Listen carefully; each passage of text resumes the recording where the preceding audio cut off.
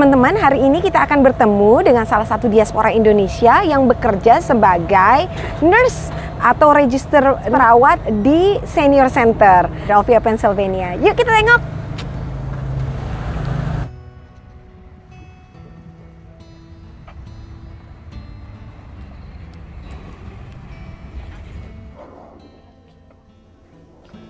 I'm just getting out of his way so he can have a clear view. Wait a minute, say this again.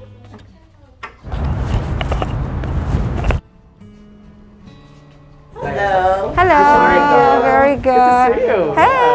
This is Amira. With the doctors, front desk, and we promote all the growth out in the area. So I actually have some brochures. So as Artie is talking, you guys can. Yeah, I think Dr. Shurat will have a meeting. Oh, cool. So just a unit restroom. So usually like the nurses will sit right here. So it's kind of like an open space. So like if you need anything, you can always like reaching out to them. Right. This is our labs. So we do our own blood work, so they don't have to go anywhere else. Wow. So like if my patient is really sick, instead of like sending them outside, we can Yeah, do the you could do labs. it yourself. Oh, Dr. Ali, So nice this is meeting Honey you. White, the TN. This is the nurse practitioner here too. Oh, nice meeting you, Tian. This is our like office. So each doctor has their own cubicles here. Oh, nice.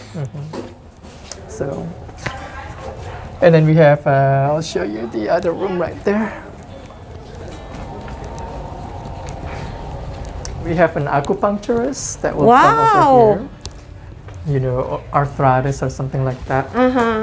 Then they have like an acupuncture room. so that they Right, will like a set up massage room. massage. Wow, and they have the heat lamp. Yeah. Wow. So we are actually gonna use this room is one of the rooms. Halo teman-teman, hari ini senang sekali kita bisa ketemu dengan Mas Ardi. Nah, Mas Ardi ini adalah seorang nurse yang bekerja di salah satu senior facility di Philadelphia, Pennsylvania. Kita akan kenalan, kita akan belajar dari dia, dan Mas Ardi ada di sebelah saya. Welcome, Hello. Mas Ardi. Nice to meet you. Nice meeting you too. Mas Ardi bisa cerita nggak dulu datang ke Amerika tahun berapa dan awal-awalnya seperti apa? Saya datang dari Indonesia, dari kota Malang, tahun 2006. Saya tiba di Philadelphia September 11 ya. Jadi waktu saya datang ke Amerika sangat sulit sekali, especially kalau misalnya sebagai international students. But I made it. Saya tiba di sini hubungan dengan Pastor Aldo di PPC, connect dengan dia. Saya sekolah di St. Joseph University tahun 2006, dan pindah selanjutnya ke Camden County College. And sewaktu saya lanjut di Camden County College, I got my pre-nursing degree, so associate degree in science sebelum datang ke mempunyai nursing degree. Saya melanjutkan kuliah ke Bachelor in Science in Nursing in Virginia, Eastern Mennonite University, dan butuh sekitar 2 tahun. And then I'm back to Philadelphia again, and I will continue with my graduate degree in nurse practitioner, and I'm here now. Graduate degree-nya berapa tahun? 2 years. 2 tahun. Oke teman-teman, jadi ceritanya Mas Ardi ini luar biasa banget. Karena banyak di antara kita yang belum mengerti bagaimana jenjang karirnya. Waktu Mas Ardi datang ke sini tahun 2006 baru lulus SMA dari Malang. Yeah. Jadi Mas Ardi baru lulus SMA dari Malang, datang ke Philadelphia, ditampung oleh kawan baik kita, Pastor Aldo. Nah, pada saat itu dari Malang, Mas Ardi apply untuk international student visa, diterima di St. Joe's University. Nah, ini hal-hal yang penting untuk dipelajari kalau teman-teman mau sekolah di Amerika ya. Jadi apply ke university bagus, setelah itu bisa transfer. Transfernya itu intinya ke community college yang jauh lebih murah dan jauh lebih mudah. Tapi setelah itu, kalau di Indonesia itu associate degree adalah seperti D3 gitu ya. Lulus dari Camden Community College Associate Degree, D3-nya itu, Ardi pindah ke Virginia untuk ngambil S1-nya, untuk mendapatkan S1 Nursing. Tapi setelah itu Ardi nggak berhenti di situ. Ardi ngambil lagi S2-nya, yaitu graduate degree di nursing, jadi 2 tahun lagi. Itu dari mana tadi, Di? Gwinnett Mercy University. Itu di mana? Di Gwinnett Valley, di Pennsylvania. Masih di Pennsylvania. Berarti sekolahnya di Amerika itu pertama berapa tahun di Camden? 2 tahun di Camden. 2 tahun di Camden. di Eastern Mennonite. 2 tahun di Virginia. 2 tahun di Gwinnett Mercy. Oke, berarti pendidikan yang ditempuh oleh Ardi adalah kurang lebih seperti 6 tahun. 6 tahun. Dan yang paling hebat kalau menurut saya dari cerita Ardi adalah waktu Ardi masih di D3, masih di Camden Community College. Ardi sudah merasakan bagaimana sulitnya menjadi mahasiswa dan pekerja. Bisa diceritakan nggak sedikit? Ya, sewaktu saya sekolah di D3, saya bekerja di pabrik, like other immigrants. So I have to wake up like 5 o'clock in the morning to catch up my bus. And then, my first class was at like 7 o'clock, 7:30. And, from 7:30 until 3:30, I'll go home, I'll shower. At 5:30, I'll go back to the factory and work. So that was my life for like 2 years. Wow, ini yang paling penting ya teman-teman. Banyak yang bilang, sekolah di Amerika enak, sekolah di Amerika prestisius. Memang sekolahnya bagus dan hidupnya enak, cuma bukan berarti tidak ada kerja keras. Coba bayangkan, Ardi sekolah sambil kuliah. Karena kenapa? Karena biaya hidup di sini kan mahal, iya kan? Dia bangun jam 5, mulai kuliah jam 7.30, setelah itu kuliah dari 7.30 sampai jam 3. Setelah jam 3, dia pulang, mandi, kerja di pabrik. Nah, perlu kawan-kawan ketahui, kerja di pabrik itu bukan kerja enak-enak. Seperti di Indonesia juga kalau kerja di pabrik itu kan ada yang berdiri, ada yang pekerjaannya berat, menggunakan mesin-mesin. Waktu itu Ardi kerja, bayangkan, dari pagi sampai sore kuliah. Dari sore sampai malam kerja. Bayangin kapan bikin PR-nya, ya kan? Kapan mau hura-huranya. Selama 2 tahun dia melakukan itu secara berturut-turut untuk bisa terus berjuang dan terus berhasil di Amerika. Betul nggak, Di? Yes. Terus yang Ardi rasa gimana, Di, waktu itu? Perasaannya waktu masih kuliah, masih kerja. Waktu itu tentu Ardi masih muda ya, tapi gimana sih waktu itu perasaannya? It's a little bit depressing and hopeless because seketika mungkin like saya lihat teman-teman yang kuliah di sini bisa punya mobil, bisa pergi kemana-mana, bisa pergi ke Six Flags, and I have to stay at home, and then during the weekend I have to do my homework, and then I pretty much like do not have any like social life. But I do believe that is the price that I need to pay if I want to be successful. Keren banget teman-teman. Jadi itu intinya ya. Saya juga dulu waktu pertama kali di Amerika merasa seperti itu. Ngelihat teman-teman, aduh, punya mobil, bisa jalan-jalan, bisa pacaran, bisa makan-makan. Sementara Ardi kuliah, kerja, weekend pun nggak bisa kemana-mana karena setiap harinya nggak bisa ngerjain PR. Kapan lagi ngerjain PR-nya kalau nggak weekend? Nah, seperti Ardi bilang, sempat merasa sedih dan sempat merasa depres juga ya. Tapi untuk berhasil, itulah harga yang mesti dibayar. Sekarang Ardi bisa akan cerita kuliahnya gimana dan pekerjaannya. Coba dilanjut, Di, gimana pekerjaan Ardi sekarang? Yeah, so right now I'm one of the providers in here, and then my title is Adult Gerontology Primary Care Nurse Practitioner. So it's a little bit long title, but our function and role is to diagnose patients, to come up with a treatment plan for patients. So it's just like general, dokter umum kalau di Indonesia. So, my patient who will come over here with, chronic illnesses like diabetes, COPD, or whatever that they are dealing with. So they will come up to me, we'll do the assessment, we'll discuss what the treatment plan is.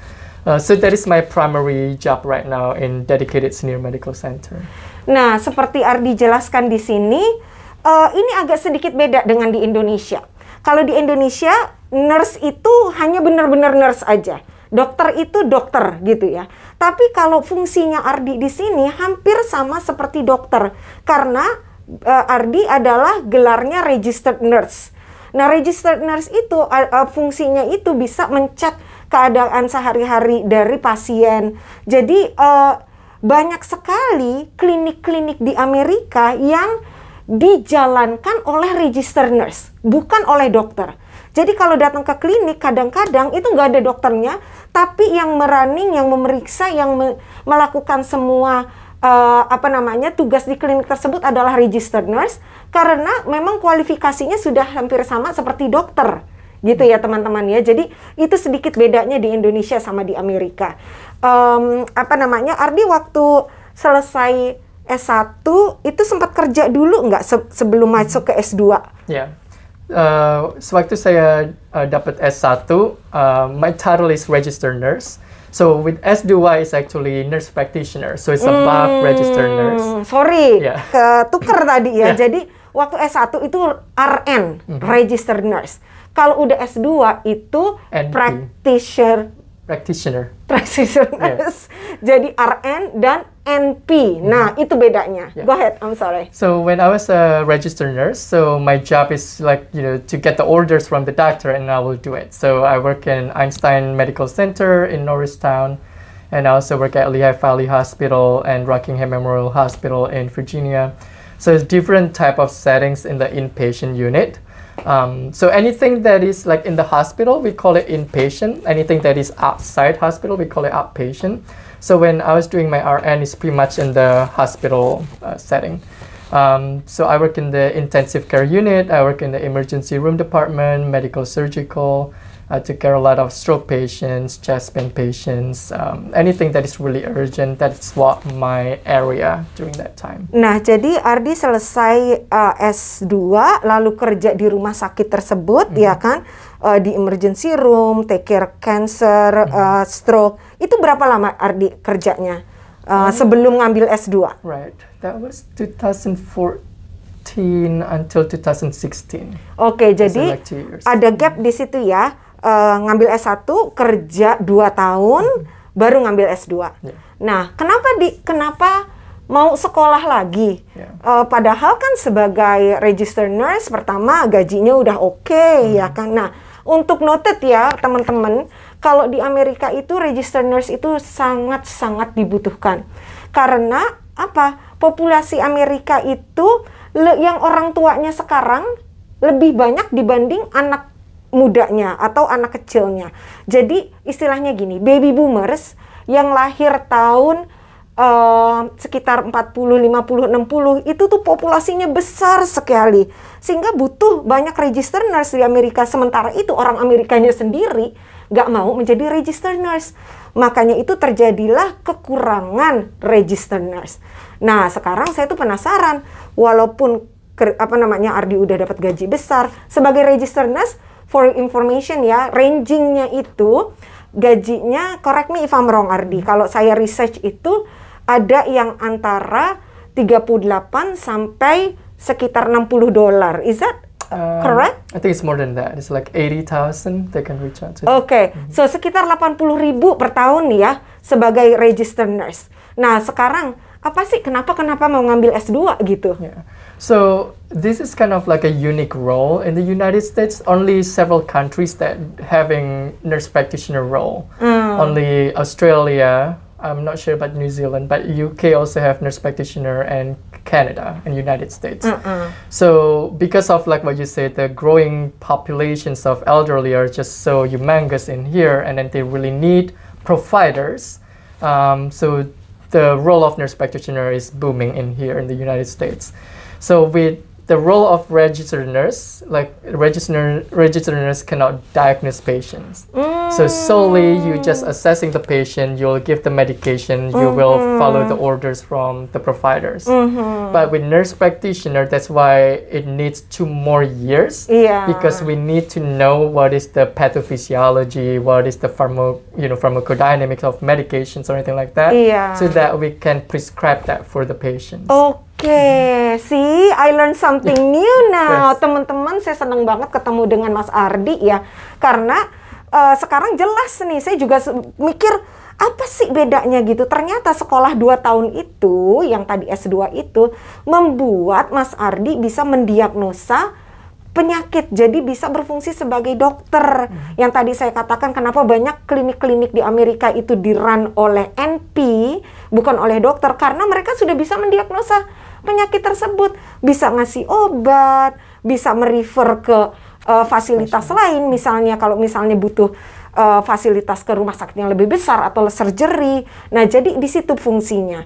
Jadi seperti kita omongin tadi ya, kalau RN itu kan S1. Itu sekitar 80 ribuan. Nah, kalau NP ya buka-buka dompet nih. Yes. Rangingnya itu kira-kira berapa, Mas? So it depends on your specialty because nurse practitioner can be operating in the psychiatric, or you can also do like internal medicine, you can do like more specialists. So the bare minimum for like regular nurse practitioner like adult gerontology or something like that is like 120 per year.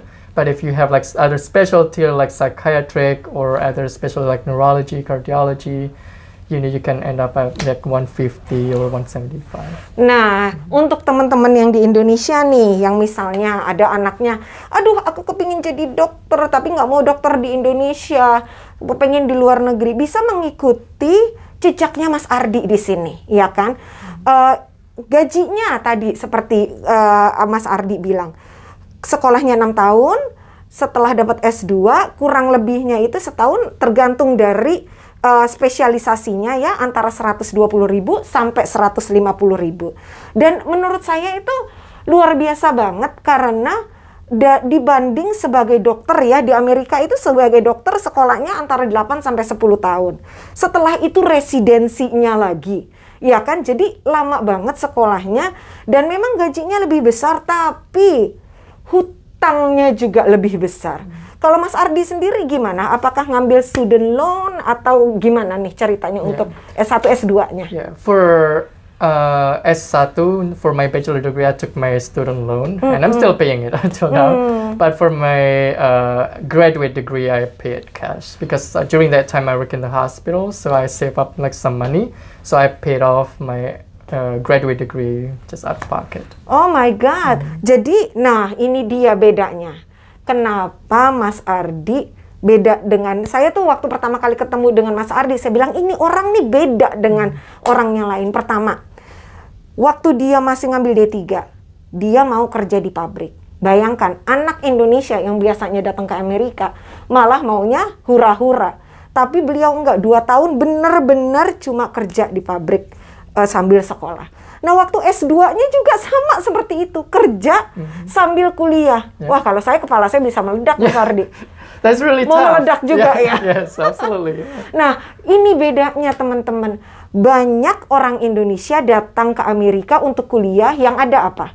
Nggak selesai kuliah, uang orang tua habis, akhirnya pulang ke Indonesia nggak bawa degree, ya kan? Sementara itu Mas Ardi, jelas-jelas beliau tidak mengandalkan orang tuanya. Waktu masih sekolah D3, kerja di pabrik. Nggak bisa hura-hura. Sewaktu S2 juga seperti itu. Dibanding dia mengambil utang, lagi langsung dibayar dengan hasil pekerjaannya. Yang cuma ada student loan atau hutang itu yang di S1-nya ya, sampai sekarang masih dibayar. Which is, I think it's really make sense ya. Karena gaji Mas Ardi sekarang udah jauh lebih besar dibanding sebagai RN yang 80.000 sekarang sudah antara 120 sampai 150.000. Jadi bisa lebih ada sisanya lah antara bayar hutang, kehidupan sehari-hari, bayar mobil mungkin ya. Jadi teman-teman udah lihat ya sejarahnya Mas Ardi seperti apa. Bukan tidak mungkin teman-teman bisa datang ke Amerika, sekolah di Amerika dan berhasil seperti Mas Ardi. Tapi sekarang nih Mas Ardi, saya kepingin tahu nih, udah gajinya enak, kerjanya bagus. Aspirasi Mas Ardi ke masa depan tuh apa? So I really want to give back to the community where I was from. So I landed in Philadelphia back in 2006. Throughout my journey, it's not easy, but there are a lot of people along the way. So I really want to give back to the community where I was from. So right now I'm serving my communities in North Philadelphia, which the majority of the population is like low income, they're depend on the welfare system. Iya. It's hard to get a good primary care doctor, so I really want to reach out to those populations. I'm not really, like materialistic person. Like money is not really my aim and my vision. Like I think for the next 2 years, I want to, get further on my degree and getting my doctorate degree in nurse practitioner. But definitely like something like giving back to my community is always on my, the back of my mind. Nah, teman-teman, sekarang kita belajar ya visinya Mas Ardi ke depan tuh gimana. Dia mau berbakti kepada komunitas. Terutama tadi Mas Ardi bilang di mana lokasi kliniknya dia itu di North Philadelphia. Itu tuh saya tuh pernah ke daerah situ beberapa kali. Saya juga udah melakukan research ya. Daerah situ memang sangat income-nya itu sangat rendah, sehingga orang-orang di situ sulit sekali untuk dapat pelayanan kesehatan yang baik. Makanya Mas Ardi ingin mendedikasikan kemampuan dan bekerjanya di situ. Tapi yang penting juga Mas Ardi ingin sekolah lagi nih ke dokterate. Oh my God, Mas Ardi, berapa tahun lagi nih sekolahnya? 2 tahun. Wow, 2 tahun lagi. Jadi kalau misalnya sekolah dokterate itu nanti hasilnya gimana tuh ke depannya? So it's not gonna changing my role. It's just like you're gonna do a lot of research. So if you want to teach in the graduate, level, let's say you're teaching the new nurse practitioner, you can do that with your degree. Oh, jadi bedanya nanti Mas Ardi bisa ngajar. Wah, seru banget nih Mas Ardi. Bukan cuma bisa nolong orang, tapi juga bisa ngajar. Dan tadi Mas Ardi balik lagi ke cerita di mana lokasi Mas Ardi di daerah North Philadelphia ya. Ini paling surprise nih. Saya baru tahu dari suami saya, Pak Tani Philadelphia. Dia tuh meliput di daerah Kensington, di daerah North Philadelphia itu banyak opioid addiction. Nah, untuk teman-teman yang belum tahu opioid addiction itu tuh drug gitu ya. Sangat berbahaya sekali. Orang yang makan atau minum opioid itu bisa jadi kayak zombie gitu loh. Tubuhnya tuh nggak karuan gitu ya.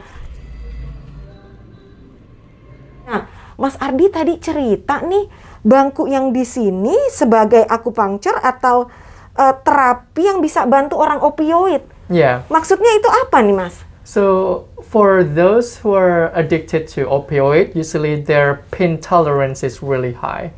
So that's why they are craving more pain medications.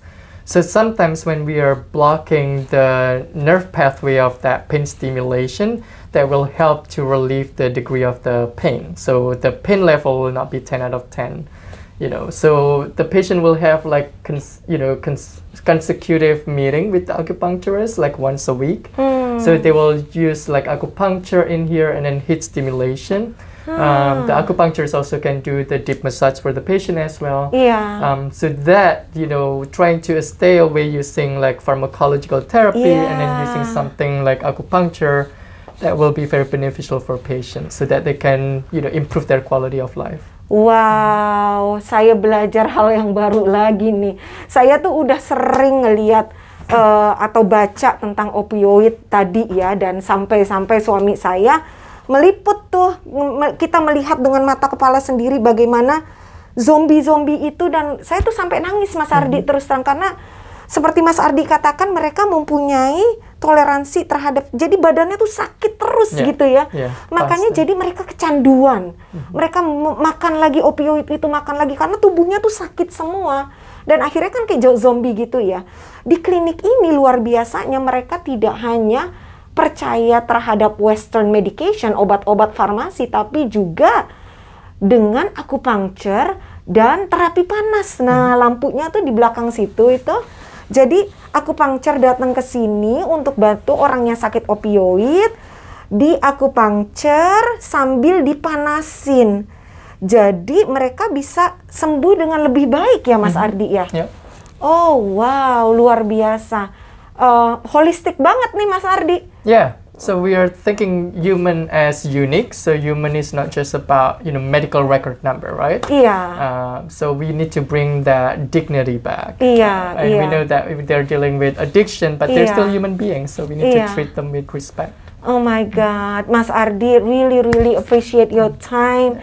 I really adore. Saya berterima kasih, thank you. Mas Ardi sudah menyiapkan waktu, memberikan ilmu, mau berkoneksi dengan kita, dan mudah-mudahan nanti kita bisa share pendidikan ini, informasi ini ke teman-teman ya, sehingga bisa menginspirasi, karena banyak sekali anak-anak muda di Indonesia yang mesti diinspirasi oleh Mas Ardi.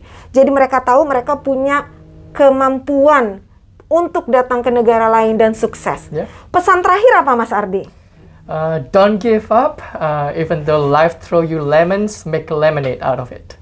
Yay, I love lemonade. Nanti bakal dibeliin lemonade sama Mas Ardi. Bercanda. Oke teman-teman, sampai sini aja. Sampai ketemu. Makasih Mas Ardi. Matur suwun sangat.